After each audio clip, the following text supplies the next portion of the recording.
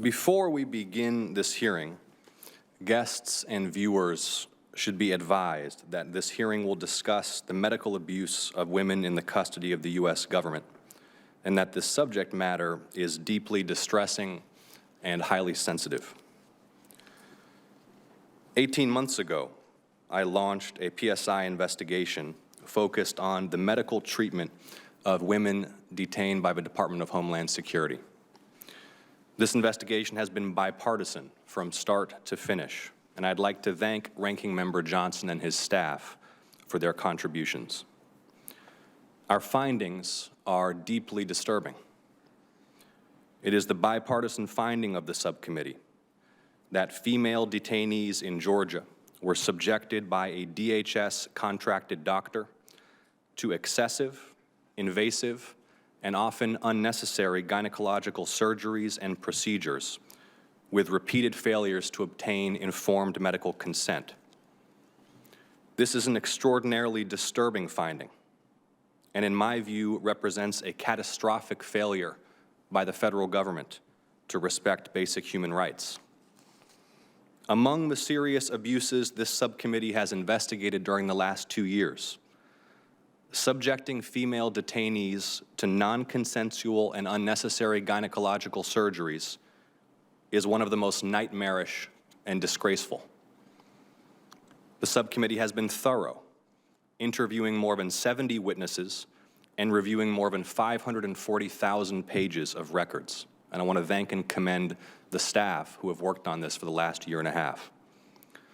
The subcommittee engaged medical experts, including Dr. Peter Sharuni, OBGYN, who has previously conducted medical reviews of other matters for the HHS Inspector General, and who independently reviewed more than 16,000 pages of medical records obtained by the subcommittee.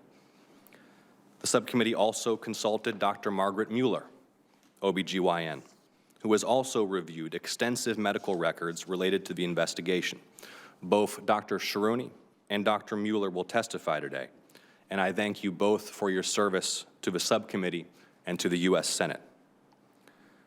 These medical experts reviewed the clinical conduct of Dr. Mahindra Amin, an OBGYN doctor contracted by the Department of Homeland Security, who has subjected female detainees to aggressive and unethical gynecological care, quickly scheduled surgeries when non-surgical options were available, performed unnecessary injections and treatments, and often proceeded without informed consent.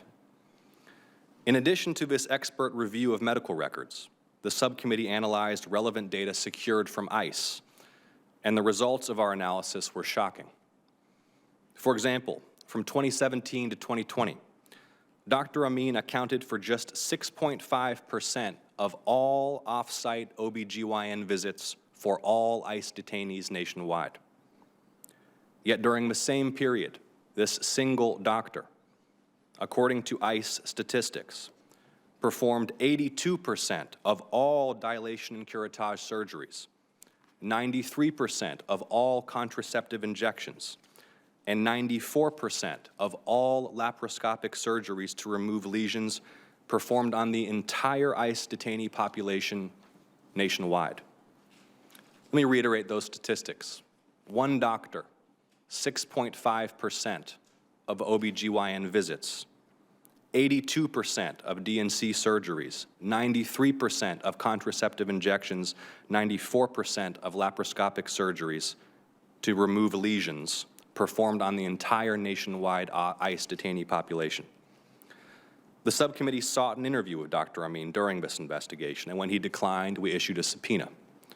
Dr. Amin invoked his Fifth Amendment right not to testify and has not spoken with the subcommittee. We will also be joined today by an extraordinarily courageous woman, Karina Cisneros Preciado. Karina was born in Mexico and brought to the United States as an 8-year-old child. She began working at 15, and by 18 was married to a spouse who physically abused her.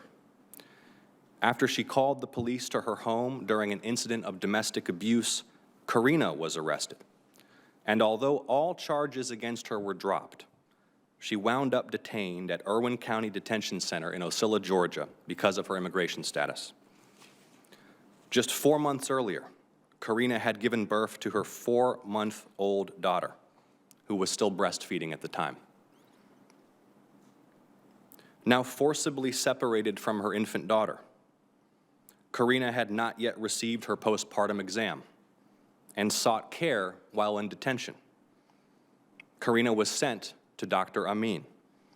As we will hear, her encounter with Dr. Amin left her deeply disturbed. And it may only be because some allegations of medical abuse became public at this time that Karina was spared further abuse. On behalf of the U.S. Senate, Karina, I thank you for your decision to join us here today and your service to the country. Today we will also question Dr. Stuart Smith, who leads the ICE Health Service Corps and is responsible for all medical care provided to all ICE detainees nationwide. Dr. Joseph Kufari, the DHS Inspector General, and Dr. Pamela Hearn, Medical Director for LaSalle Corrections. Among the essential questions we will ask today: why are doctors who treat detainees not properly vetted by the Department of Homeland Security, when such a vet would have revealed in this case that the doctor in question had been previously sued by the Department of Justice and the state of Georgia for performing excessive and unnecessary procedures, had been dropped by a major insurer for excessive malpractice claims, and was not board certified? What due diligence did the Department of Homeland Security perform in signing off on each of these procedures? Because indeed, they did sign off on each of these procedures. Why was the inexplicably high number of surgeries performed by a single physician not a red flag that attracted greater scrutiny? What responsibility is borne by the private detention center operator for mistreatment of detainees housed in their facilities when that mistreatment occurs at an off-site medical facility? All of these and more will be the subject of vigorous questioning today. Senator Johnson will be joining us later in the hearing, and at this time I'd ask unanimous consent to enter his opening statement into the record.